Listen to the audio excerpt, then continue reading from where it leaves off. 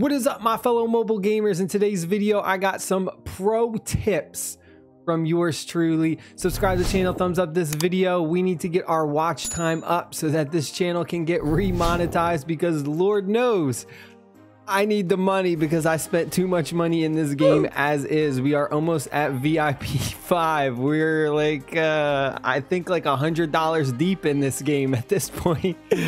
We went straight pay to win hero. I mean, our Cleopatra is an absolute monster. We're having a ridiculous amount of fun in this game. We got a bunch of tips to go over. A lot of this stuff that I'm mentioning in this video, I did a bit more in-depth videos on my main channel. But like I said, since all the Land of Empire videos are going to be on this specific channel, we're going to have to go over a lot of things again because there's a lot of new players and stuff like that. So first thing is, this is the most important thing. Literally, this is the most important thing. We're gonna go to our avatar in the top left corner, and you'll see our Lord XP, or our Lord level right now is 11. This is our Lord XP. And then mobility. Now, mobility is what you use in order to attack monsters out on the battlefield. What a lot of people do is they come in here, they click the plus icon, and you see we have a ridiculous amount of Lord XP saved up. They'll go ahead, they'll bang out all of this. I mean, they'll blow through all thousands of this, and they'll instantly level up to like level 25, level 30. And the cool thing about this is, like, yeah, you get talent points every time you level up, so you can advance your talent tree a bit faster. But the problem is, every time you level up your Lord level, it completely refreshes your mobility. So because of that, you don't want to use all of that. So you'll see, that's why I have so much saved. So we're only at Lord 11, but I mean, I could go way higher. So what I do is I go ahead and I use all my mobility, and then when it's down to 0 or as close to 0 as I can get it, and then I need more, I'll just go ahead and I'll just use just a bit, just enough to reach that next level, and then bam, I get a fresh bar of mobility, 200 out of 200. Very important.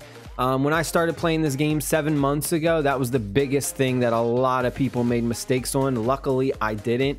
I knew about it. I figured it out very quickly in the game. So that was one thing that really helped me out, especially if you are free to play. If you are free to play and you don't spend any money, that is a must. You need to be careful with how you do that.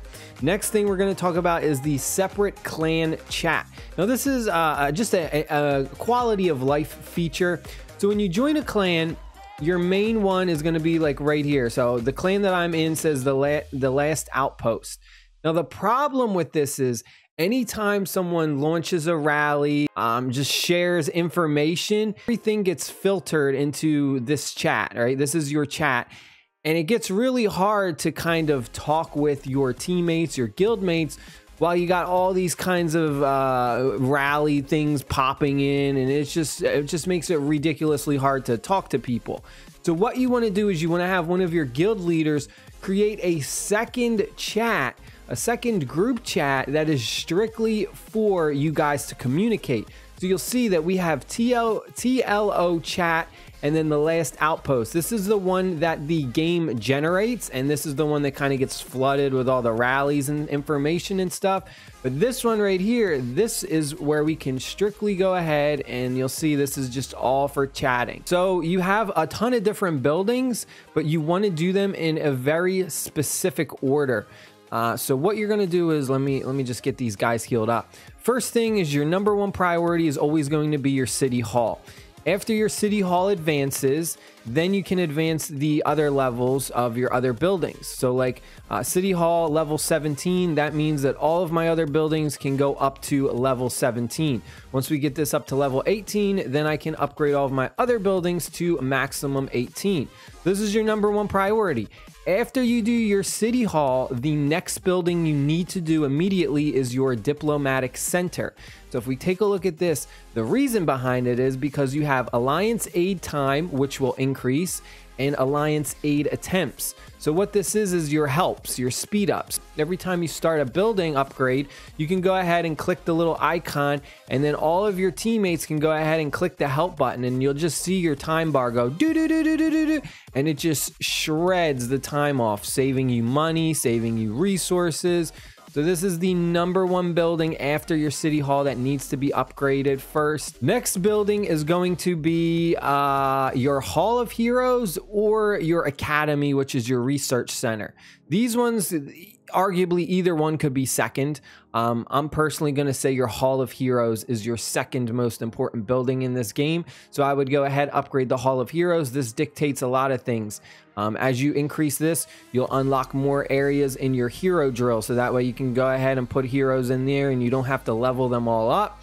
Also, because it increases stuff like your hero's maximum level. So if we take a look at our Cleopatra right now, her level is maxed out at 38. Once we go ahead and we upgrade our Hall of Heroes, it will increase her overall level, then we can have her even stronger. Heroes are very, very important in this game, so 100% this is the second best building in the game. Then I would go ahead and say the third best is going to be your Academy. This is where you do your research. Research is another huge, crucial part of the game, not only for development, but also for war, increasing your damage, your character's defense, their health, increasing your research speed, your building speed, your infantry barracks, your archer barracks, and your cavalry barracks. Now, the only time this would kind of take priority as being second is when you are going to upgrade to the next tier of troops. So let me go to train and right here. So for T7 troops, I need to have a level 19 barracks. So for that instance, when my city hall hits level 19, what I would do is I would go immediately to diplomatic center, upgrade that to 19.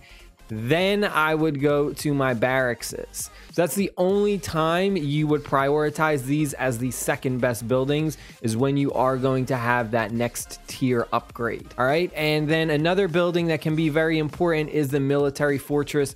This just dictates how much rally capacity you have. If you are free to play, I wouldn't say that you necessarily need to level this up a lot. Because again, free-to-play players aren't really going to be doing a lot of rallies versus PvP, whereas a lot of the spenders or the high-powered people, this matters a lot more because, you know, you're going to be rallying other players. So let's go over here. We got some guy exploring. First thing you want to prioritize, very, very important, is the treasures, the holy treasures. These ones you want to go ahead and you want to knock all those out first. So what I do is I come in here. Let's say this is a brand new area. I'll come in, I'll destroy this guy right here. I will skip all this junk. You see all this stuff laying around, skip it completely, and we're strictly going for the holy treasures. There's one there. If we go down here, there's one here. And then if we advance, and that's it. I'm just looking for those as my #1 priority. And then there's a couple down this road, and then you have the big treasure right here. After you go ahead and use all your exploration points for that, then you can go ahead and then you'll look for the treasure chests. So see these little treasure chests right here? This would be your next priority.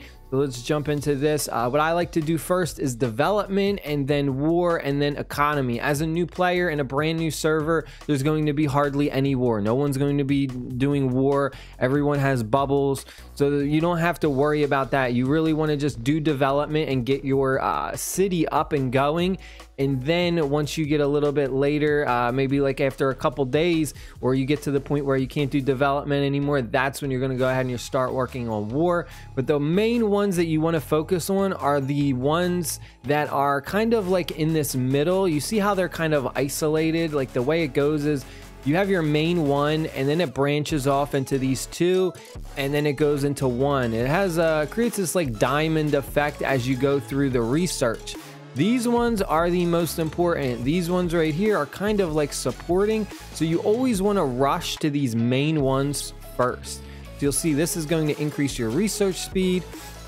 This is going to give us an expedition queue of +1. This just means marches, so we can have an extra march going out there.